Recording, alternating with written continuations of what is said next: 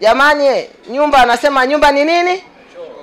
Licha ya serikali kuwepo na mipango madhubuti ya kuhakikisha kila mwananchi anajisaidia katika choo salama na bora, bado baadhi ya wakazi hususan maeneo vijijini wameendelea kujisaidia vichakani, hali inayohatarisha afya za jamii na mazingira. Kufuatia hali hiyo, serikali imetoa wito kwa wakazi wa kata ya Kigwa wilayani Uyui mkoani Tabora kuhakikisha kila kaya inakuwa na choo bora, ikiwa ni hatua ya kudhibiti milipuko ya magonjwa ya kuambukiza kama vile kipindupindu ambacho huenea kwa kasi maeneo yenye uchafu wa mazingira. Lakini hiyo ni mazoea yetu sasa, kila wakati tufanye hivyo.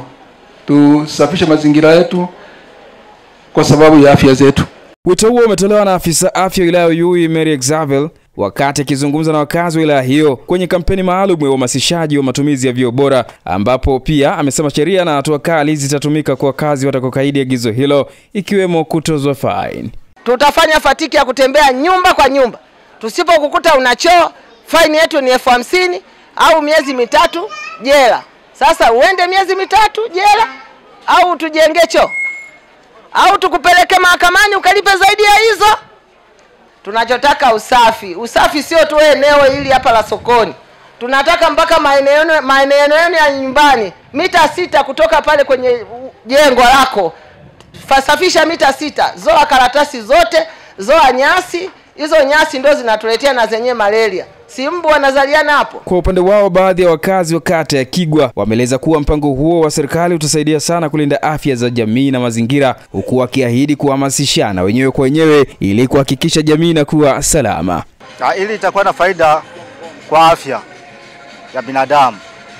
Wito ni kwamba tuendelee kupeana hamasa ya ujenzi wa vyoo na kufanya usafi. Tutakuwa na afya nzuri, tutakuwa wasafi, hakuna kwenda mapolini. Mapolini tunaweza tukaumwa na nyoka. Hili swala la vyoo sisi wana kijiji kwa ujumla tumelipokea, tena ni nzuri, halina tatizo.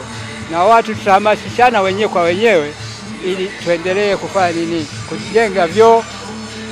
Tunaiomba serikali yetu na iweze kutusaidia kama vile na mabati kidogo ya kuweza kujengea, ituletee ya bei nafuu na sementi. Nikiripoti kutokea wilayani Uyui mkoani Tabora, mimi ni Samuel George na hii ni Daily News Digital pale YouTube, lakini Instagram tukifahamika kama habarileo_tz. Usiache kusubscribe, kucomment na kulike ili uweze kuwa kwanza kupata taarifa zetu muda na wakati wote ambapo zinakujia.